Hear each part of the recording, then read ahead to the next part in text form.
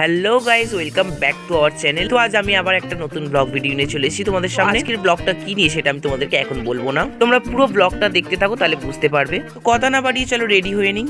তো আজ আমি এই গেঞ্জিটা পরে যাব। তো যেখানে যাওয়ার জন্য ব্লগটা স্টার্ট করেছিলাম, তো সেখানে গিয়ে দেখা হচ্ছে, চলো। তো আমি চলে এসেছি সেই জায়গায়, না আর তোমাদের কনফিউশনে রাখবো না। আমি এসেছি আমার দিদির বাড়ি। তো এটা আমার দিদির ননদের ছেলে। তো সবাই ব্যস্ত সবার কাজে, কিন্তু আমি ব্যস্ত আমার ভিডিও করা নিয়ে। আর হ্যাঁ, যে কারণে এসেছিলাম, আজ আমার দিদির ছেলে, এটা আমার দিদির ছেলে, এর আজ জন্মদিন। তো বার্থডে বয় কিছু বলো। তো চলে এলাম যেখানে বার্থডে বয়ের কেক কাটা হবে। তো এখানে ডেকোরেশন চলছে, যে যার কাজে সবাই ব্যস্ত। তো আমিও একটু ট্রাই করলাম, আমিও একটু ওদের হাতাহাতি হেল্প করে। আর এই হলো বার্থডে বয়ের মা, মানে আমার ছোট দি। এত কাজের চাপে যে ও নিজে সাজতেই পারেনি। আর ইনি হলেন আমার দিদির যা, ইনিও একজন ইউটিউবার। এবার দেখা হবে একেবারে সন্ধ্যেবেলা কেক আনতে যাওয়ার সময়। টাটা।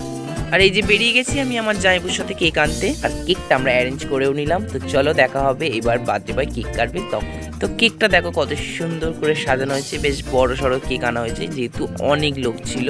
তো আমি ক্যামেরাতে হয়তো সবাইকে আনতে পারিনি, বাট অনেক লোকই ছিল। তো এইখানে একটা মজার ঘটনা ঘটেছে, তো শোনো কি বলছে। বেলুন ফুলিয়েছে জানি না।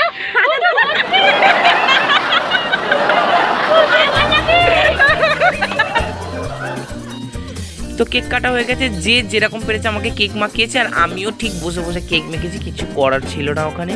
তো কেক মেখে আমাকে কেমন লাগছে অবশ্যই কমেন্ট করে জানিও।